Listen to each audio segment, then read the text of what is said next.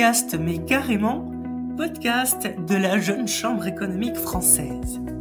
Je suis Alexandre et pour cette nouvelle saison 2024, nous allons continuer de mettre en lumière des personnalités remarquables sur la thématique de la jeunesse engagée. Chaque mois, ces personnalités partageront leur parcours incroyable, leurs plus belles réalisations ou leurs conseils pour une jeunesse française plus engagée que jamais. Une nouveauté pour cette saison, sauf exception, chaque intervention sera croisée avec un témoignage d'une personnalité de la Jeune Chambre économique française. C'est parti!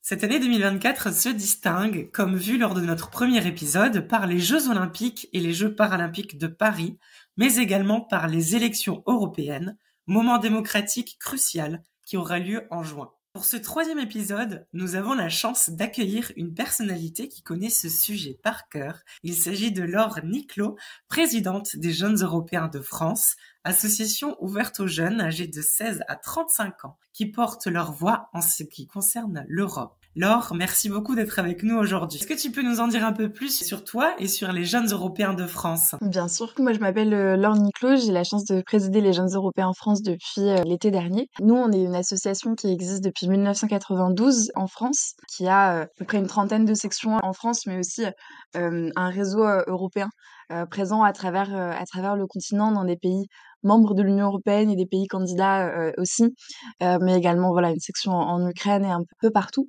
Notre objet, c'est de faire vivre le débat européen auprès des jeunes. On le fait de façon assez diverse. On a un premier champ d'activité qui est sur la pédagogie européenne, avec un programme qui s'appelle l'Europe par les jeunes, qui fête ses 25 ans en 2024. C'est un petit peu notre quatrième date clé à nous de l'année, qui a pour but voilà de parler d'Europe de façon ludique, d'éviter d'en faire un cours magistral en fin de quatrième, mais plutôt d'en faire quelque chose d'interactif avec des simulations de Parlement européen, des cartes géantes, des Euroquiz, des twisters, tout ce qu'on veut pour parler d'Europe. On a aussi un média qui s'appelle Le Taurillon, qui existe depuis 2005, qui est un média euro-citoyen. Tout le monde peut y écrire. Il y a un article par jour. Le média est quasiment entièrement géré par des bénévoles et existe en 7 éditions linguistiques qu'on gère avec justement les copains des autres sections des Jeunes Européens à travers le continent. On a également un label, c'est un peu le label Ville Fleurie, mais de l'Europe, qui s'appelle le label Ville Européenne, qu'on porte avec le Mouvement Européen France et l'Union des fédéralistes européens, qui a un réseau d'à peu près 70 communes qui s'engagent pour l'Europe au local et s'engagent aussi vis-à-vis des associations qu'ils portent au niveau local et de leurs partenaires. Et enfin, on a toute une action de plaidoyer politique avec un organe au sein de notre association qui vise à produire des résolutions politiques. Et ensuite, plusieurs actions pour soutenir ce plaidoyer, que ce soit vis-à-vis des décideurs politiques ou en organisant des campagnes. Évidemment, en ce moment, on est bien occupé avec les européennes, mais on a aussi des campagnes, notamment sur la question de l'état de droit en Europe, qu'on mène depuis plus de 15 ans au sein du réseau européen, qui est une campagne sur l'état de droit. Donc voilà, des actions assez diverses, mais vraiment pour faire vivre le débat européen auprès des jeunes. Super, très bien. Est-ce que je peux te demander combien de membres sont engagés au sein des Jeunes Européens de France, Laure ? Alors en France, on a à peu près 1200 adhérents. Au niveau européen, ça tourne autour de 15 000. D'accord, très bien. On voit déjà quelques similitudes avec la Jeune Chambre économique française, qui est également un mouvement associatif d'ordre européen et aussi mondial, et puis qui dispose aussi d'un certain nombre d'adhérents. On est également environ 1300 en France. Et justement, donc on parle des membres. Comment se traduit lors l'engagement associatif des membres des Jeunes Européens de France ? Qu'est-ce qu'on y fait ? Eh bien, on y fait plein de choses. Comme dans plein de mouvements associatifs, nos bénévoles, ils sont un peu multitâches. On a, comme je disais, pas mal de champs d'activité, ce qui fait qu'on a des bénévoles qui s'engagent pour la pédagogie, donc pour aller dans les écoles, mais on n'intervient pas que dans les écoles, aussi dans les centres pénitentiaires, dans les centres aérés, partout où on veut bien de nous, en fait, pour parler d'Europe. Donc il y a beaucoup de bénévoles qui s'engagent justement pour cette pédagogie active, pour le fait d'être des jeunes qui parlent d'Europe à d'autres jeunes, qui donnent les clés de la participation citoyenne à d'autres jeunes. Ça, c'est vraiment un des grands axes de notre engagement personnel. Il y a tout ce côté plus militant, aussi qu'on vit particulièrement cette année. Nous, on organise beaucoup d'actions de rue et donc on va aller voilà dans la rue avec nos stickers et nos flyers pour expliquer aux gens pourquoi c'est important d'aller voter aux élections européennes. Donc ça, c'est voilà aussi toute une partie de notre engagement. Et ensuite, c'est aussi voilà beaucoup d'engagement sur le long terme. On a beaucoup de formateurs au sein de notre réseau qui veillent à passer toutes ces compétences dont on a besoin pour faire vivre le monde associatif, comment on fait un budget prévisionnel, comment on monte un projet européen, comment on fait de la com, comment on fait des relations partenariales, comment on gère une équipe. Enfin, tout ça, c'est aussi une très grosse partie de notre activité, notamment au sein de l'équipe nationale et en tant que tête de réseau. Donc c'est vraiment un engagement assez divers et c'est ça aussi, je pense, qui permet aux gens de rester dans l'asso longtemps parce que, enfin, moi perso, je suis arrivée plutôt sur l'angle de la pédagogie et ensuite j'ai découvert l'angle militant qui m'a aussi beaucoup plu. Tu peux écrire quelques articles pour le Torillon et faire aussi voilà des relations publiques. Enfin, il y a beaucoup de choses qui peuvent être intéressantes au sein de l'asso là-dessus. Super, merci beaucoup pour cette réponse, Laure. Et justement, donc tu l'as évoqué, je l'ai évoqué aussi, le sujet qui nous réunit aujourd'hui et les élections européennes. Comment toi tu qualifierais ces élections européennes à venir et quel message aurais-tu pour les jeunes qui nous écoutent pour les motiver à justement aller voter? C'est une question qui est pas facile, mais pour qualifier ces élections européennes, je dirais que c'est à la fois assez inquiétant, déjà parce que les chiffres de l'abstention sont assez hauts en termes de prévisionnel, et en même temps, c'est une super opportunité à saisir pour se mobiliser et pour avoir enfin espoir dans la suite. Là, on sort d'une mandature du Parlement européen où il y a eu des textes quand même hyper importants qui ont été votés, où collectivement, on s'est dit qu'on se mettait l'objectif d'être neutre en émissions carbone en 2050, ce qui est quand même un truc assez incroyable quand on y pense, et on est les seuls dans le monde à avoir fait ça. Et actuellement, on a pas mal de forces politiques qui remettent ça en cause. C'est un peu un choix aussi à avoir est-ce qu'on continue à encourager à la fois la mise en œuvre et l'approfondissement des mesures de ce pacte vert qui a donc été le paquet législatif qui est censé répondre à cet objectif de neutralité carbone, ou est-ce que bah, on décide plutôt de mettre tout ça en stop et de partir dans un recul là-dessus. Enfin, nous, évidemment, jeunes Européens, on a un avis. Mais je trouve que c'est voilà un moment qui est quand même hyper politique pour l'Europe et on a des vrais choix à faire. Bon, c'est politisation des enjeux européens, c'est pas toujours une grande évidence. Et là, c'est vraiment présent, donc c'est hyper intéressant et je pense que ça peut être une porte d'entrée, ça peut être quelque chose qui peut motiver les jeunes qui connaissent pas trop les enjeux européens parce que, enfin, en étant entièrement honnête, les enjeux européens, c'est quand même archi compliqué. On a 3 trucs qui s'appellent vite fait Conseil de l'Europe, Conseil européen, Conseil de l'UE et on sait pas trop lequel fait quoi. Il y en a un qui est même pas dans l'UE. C'est compliqué à comprendre et je comprends que les gens n'aient pas envie, en plus de tous les soucis de leur vie, de prendre le temps de comprendre. Mais sans aller dans ce détail et sans être chercheur en sciences politiques, on peut voir qu'il y a ces enjeux hyper importants et ces choix à faire à la fois sur le futur de notre continent et sur la préservation de choses à laquelle on tient. Je pense qu'en particulier sur les enjeux de jeunesse, c'est important de rappeler que le budget Erasmus a failli être coupé en deux pendant cette législature, qu'il y a des eurodéputés qui se sont battus pour qu'il ne soit pas coupé en deux. Et c'est important et c'est peut-être quelque chose auquel on ne pense pas toujours, mais qu'il y a plein de choses qui sont mises en place et protégées par la législation européenne, mais tout ce qui est mis en place et protégé peut être détricoté facilement. Des opportunités qui marquent quand même notre génération, comme même Erasmus, comme aussi enfin Discovery les passes Interail qui permettent de voyager à travers l'Europe, d'avoir cette occasion à 18 ans avec Discovery You d'avoir ce pass gratuitement. C'est quand même enfin quelque chose d'assez fou. Tout ça, ça peut sauter. L'espace Schengen, le fait de pouvoir aller facilement en vacances dans le pays frontalier, ça peut sauter aussi.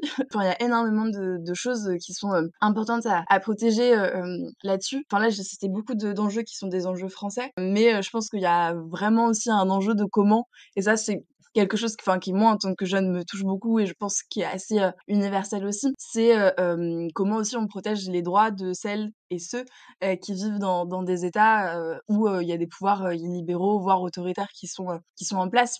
Et là-dessus, enfin, je suis pas en train de dire que l'UE a réussi à protéger les droits des Polonaises et des Hongroises, mais au moins il y a une instance qui essaye de le faire et qui essaye de mettre en place des choses pour protéger ces droits-là, que ce soit en interne à l'intérieur de l'UE ou aussi vis-à-vis de l'extérieur et vis-à-vis à la fois d'État extérieur. On a beaucoup parlé, bon, maintenant ça commence à dater un petit peu, de la situation des Ouïghours en Chine et de comment l'UE pouvait se placer là-dessus aussi pour que les produits qu'on consomme en termes de vêtements, etc., soient pas produits par de la main-d'œuvre forcée et par un peuple qui est rendu en esclavage. C'est énormément d'enjeux de droits humains, de solidarité européenne et internationale qui, je pense, peuvent vraiment motiver à voter et à dire, bah, en fait, vous allez voter pour une instance qui va quand même prendre des décisions pour 450 millions de gens et pour avoir de l'influence aussi sur des gens qui sont en dehors de l'UE. Donc enfin, moi, je trouve que ça donne énormément d'espoir et ça donne envie de se lever le 9 juin pour aller voter.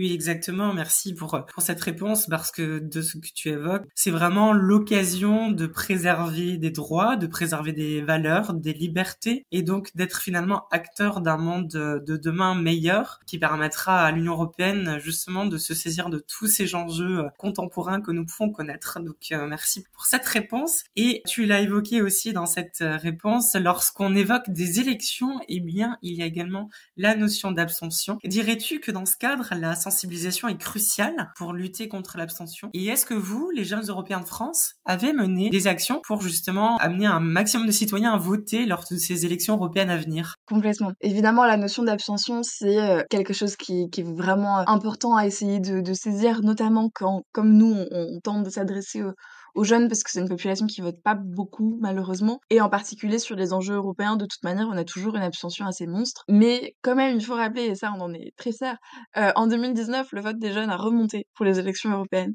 Il y a eu une abstention moins importante. Et bon, il y a quand même 50% des jeunes qui n'ont pas été votés.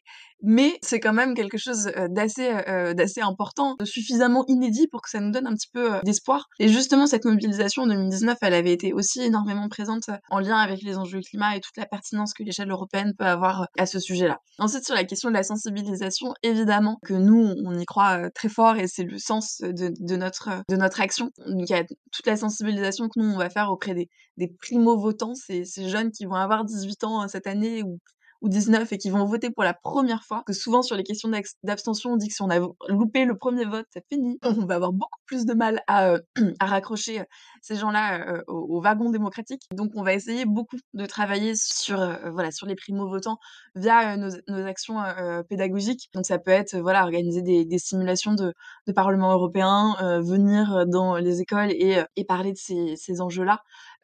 Ça peut être aussi, bon, là on entre dans un temps électoral donc on le fait moins, mais organiser des rencontres entre des eurodéputés et des élèves, ça donne toujours beaucoup plus de matérialité à aux questions européennes quand on a vraiment quelqu'un qui nous explique comment ça peut se passer et qui l'incarne et le rend humain plutôt que ce truc à Bruxelles ou à Strasbourg, on ne sait pas.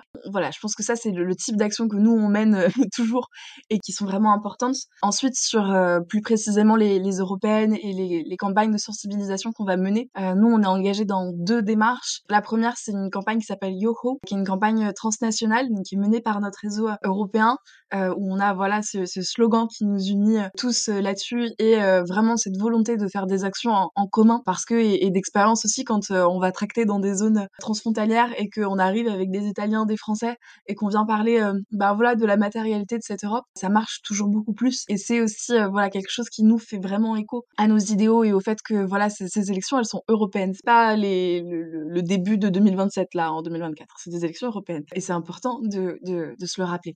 Donc il y a toute cette démarche transnationale où on a notamment aussi fait une consultation à l'échelle européenne des jeunes via une plateforme en ligne qui a été réalisée en lien avec mec.org et où on a fait voter plus d'1 million de jeunes sur des propositions pour aussi avoir cet agenda de l'espoir, on l'a appelé, à l'échelle européenne et voir les priorités qui ressortent et aussi montrer que en vérité, en fait, un petit peu comme le reste de la population, les jeunes ils se placent de façon assez différente sur pas mal d'enjeux et qu'ils ont aussi des choses à apporter là-dessus. Ensuite, au niveau plutôt français, on est aussi engagé dans une campagne qui s'appelle l'Europe pour de bon, qu'on mène avec le mouvement européen et l'Union des fédéralistes européens. Et en fait, cette campagne, c'est une coalition de la société civile. L'idée, c'est que nous, on parle d'Europe 24/24 tout le temps, même quand il n'y a pas d'élection européenne. Donc maintenant, on a quelques outils qui sont intéressants et on va en produire et on aimerait bien pouvoir continuer d'accompagner des organisations qui ne parlent pas forcément d'Europe tous les jours, ou c'est pas leur spécialité, mais qui sensibilisent un public hyper vaste par leurs actions et qui pourraient être intéressés qu'on fasse des choses en commun pour aller sensibiliser des publics que nous, on n'arrivera pas à avoir tout de suite. Donc c'est vraiment une campagne campagne qui a cette vision globale de pouvoir donner des outils à la société civile en France pour avoir cette action de sensibilisation. Ce qui répond bien à ta question, je pense que oui, la sensibilisation, c'est important et l'information, c'est important parce qu'il n'y en a pas assez. Effectivement, merci beaucoup pour cette réponse et merci d'illustrer tout cet engagement que peuvent avoir les jeunes pour les causes qui sont justes et les causes cruciales de nos démocraties. Merci beaucoup Laure pour ces réponses. Et dernière question déjà, si nos auditeurs souhaitent en savoir plus sur les jeunes européens de France, où peuvent-ils se rendre ? Ils peuvent se rendre sur notre site internet et sur nos réseaux sociaux, en particulier Instagram et Twitter, sur lesquels on est assez présent. Très bien. Merci beaucoup Laure pour cette interview et puis je te dis à très vite. Merci beaucoup à toi. Comme énoncé au début de cet épisode, sauf exception, les témoignages de nos intervenants seront couplés avec des interventions de personnalités issues de la Jeune Chambre économique française. Pour cet épisode consacré à l'engagement des jeunes comme vecteur d'une voix citoyenne, le parallèle était vite fait. En effet, la Jeune Chambre économique française vient de lancer son action nationale, le Tour de France des élections européennes, l'occasion de sensibiliser les citoyens, en particulier les jeunes, à l'Union européenne et à l'importance de ces élections. Pour approfondir cette thématique, j'ai l'honneur d'accueillir Marie-Noëlle Reboul, vaste présidente de la Jeune Chambre économique de Strasbourg et chargée de mission nationale au sein de la délégation internationale de la Jeune Chambre économique française. Merci beaucoup Marie-Noëlle d'être avec nous aujourd'hui. Merci Alexandre. Marie-Noëlle, est-ce que tu peux te présenter en quelques mots ?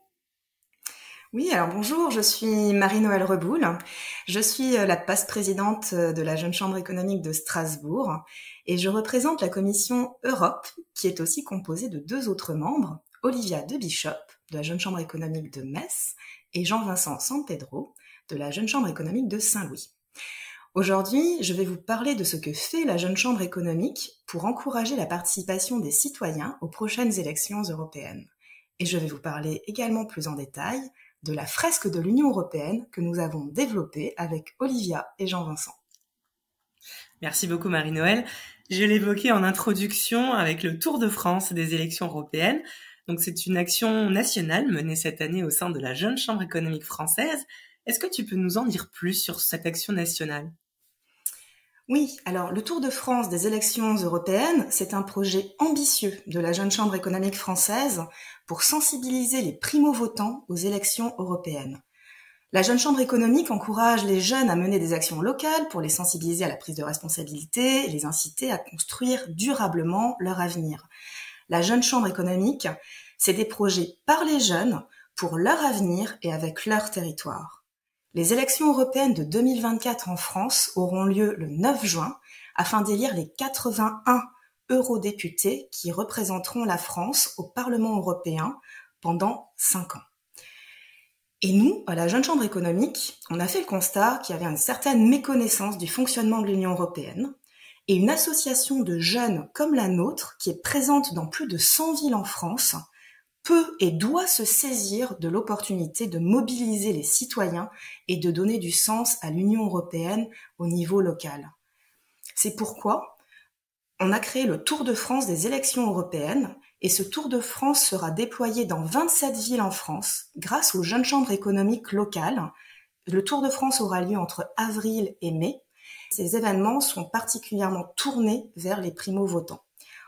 En effet, chaque ville pourra organiser des tables rondes et un atelier pédagogique pour comprendre le fonctionnement de l'UE pour les primo-votants. Et merci, tu évoques ce côté pédagogie. Et justement, nous avons vu avec Laure, les jeunes européens de France ont lancé leur plateforme consacrée aux élections européennes pour mieux saisir l'importance de ce sujet. Cette plateforme qui s'appelle Europe. Il me semble que ce nom t'est aussi familier puisque l'un des temps forts de ce projet, donc de ce Tour de France des élections européennes, est l'animation de Europe, la fresque de l'Union européenne, initialement développée par les jeunes chambres économiques de Saint-Louis et de Strasbourg. Est-ce que là aussi tu peux nous en dire un peu plus ? Pourquoi ce projet a-t-il vu le jour et quelles en ont été les principales étapes jusqu'à aujourd'hui ? En effet, les noms de nos projets sont très similaires et nous partageons le même objectif, transmettre les clés de la citoyenneté européenne au plus grand nombre. Le projet Eurhop, comme Hopla en alsacien, donc ce projet a vu le jour à Strasbourg, au sortir d'un colloque sur l'Union européenne justement. Avec Olivia et Jean-Vincent, à ce moment-là, on a eu tous les trois envie d'engager la JCE dans un projet pédagogique ambitieux pour vulgariser le fonctionnement de l'Union européenne auprès du grand public. On a fait, nous, le constat d'une méconnaissance qui peut engager de très vives critiques envers l'Europe. On a vu ça dans nos cercles amicaux et professionnels, et on a vraiment voulu faire quelque chose pour réduire cette méconnaissance afin de permettre des débats plus éclairés sur les enjeux de l'Union. Et cette ambition, c'est devenu le projet Europe. C'est devenu notre projet de la fresque de l'Union européenne. Il a toujours été très important pour nous que le projet touche le plus grand nombre possible, tout de suite. Et c'est pourquoi on s'est basé sur la méthodologie de la fresque du climat, qui a déjà fait ses preuves depuis 6 ans. Et cette méthode permet aux participants de se représenter des enjeux et des mécanismes complexes pour mieux les comprendre. Concrètement, une fresque, c'est un atelier d'intelligence collective au cours de laquelle un animateur facilite la coopération et les discussions d'un groupe de 4 à 8 personnes pendant 3 heures. Durant cet atelier, chacun participe. Personne n'a besoin de connaissances particulières sur le sujet. Le groupe va apprendre ensemble grâce au contenu des cartes qui seront distribuées par l'animateur et les participants discutent entre eux pour relier les contenus. On a dès le départ envisagé ce projet pédagogique de manière internationale en invitant d'autres membres du mouvement de la Jeune Chambre internationale et nous aimerions que la fresque puisse être traduite pour être diffusée partout en Europe. Car au-delà de ce projet qui est propre à la gouvernance européenne, on aimerait montrer qu'il est vraiment possible de vulgariser la gouvernance des structures complexes partout, dans toutes les structures politiques. Merci Marie-Noëlle. Alors il est évident que par cette fresque de l'Union européenne, on vise également à sensibiliser le public à l'Union européenne et à ses enjeux et aux enjeux des élections européennes de juin. Et tu l'évoques sous plusieurs termes en parlant de pédagogie, de comprendre, de vulgariser, de compréhension. On saisit alors l'importance de la sensibilisation au travers de ce projet. Dirais-tu que cette sensibilisation est cruciale pour lutter contre l'absentéisme ? Clairement. Le vote, c'est un droit et c'est un enjeu qui est capital dans notre société et dans l'Union européenne. Les citoyens européens ont vraiment du pouvoir. Mais est-ce qu'ils le savent vraiment? Et en fait, est-ce qu'ils savent pourquoi ils votent? On a lu récemment une étude, Olivia, Jean-Vincent et moi, de l'Institut Montaigne, qui dit que 39% des Français sont partagés sur les bénéfices liés à l'appartenance de la France dans l'Union européenne. Et en fait, on comprend qu'il y a beaucoup de personnes qui ne connaissent pas grand-chose à l'UE ou qui connaissent mal l'Union européenne et que beaucoup de personnes vont aussi décrier l'Union européenne ou ne pas s'y intéresser du tout. Et nous, on trouve que c'est dommage. C'est essentiel de sensibiliser la population à ce qu'est l'Union européenne, à ce qu'elle fait pour les citoyens, à ce qu'elle fait pour les États, à ce qu'elle fait au niveau également mondial. Et c'est pour ça qu'on a créé cette fresque qui est réellement un support ludique, qu'on a souhaité neutre le plus possible et qui pourra permettre à tous les citoyens européens de comprendre ce qu'est l'Union européenne, comment elle fonctionne et au-delà de ça, l'importance pour eux de s'impliquer, ne serait-ce qu'en allant voter. Merci beaucoup Marie-Noëlle pour cette réponse et tu parles de l'importance d'aller voter qui est en lien avec la dernière question. Donc pour finir, quel message souhaites-tu faire passer aux auditeurs qui nous écoutent afin de les motiver à exprimer leur droit de vote à l'occasion de ces élections européennes? On est dans un monde qui est en complète transformation aujourd'hui. La démocratie est mise à mal aux 4 coins du monde et nous, on aimerait dire aux citoyens européens, osez vous engager, osez vous intéresser et osez voter. On sait tous que le vote, ce n'est pas un choix facile. Parce que voter, c'est saisir l'opportunité de contribuer soi-même à façonner le monde dans lequel nous voulons vivre. Et chaque citoyen, chaque vote, chaque bulletin, ce sera un pas de plus pour tracer le chemin d'un avenir commun. Merci beaucoup Marie-Noëlle. Ceci est le parfait mot de la fin pour cet épisode. Allez voter, osez aller voter et osez également suivre ces actualités autour du Tour de France des élections européennes dans les villes françaises. Merci beaucoup Marie-Noëlle pour ta présence. Merci Alexandre.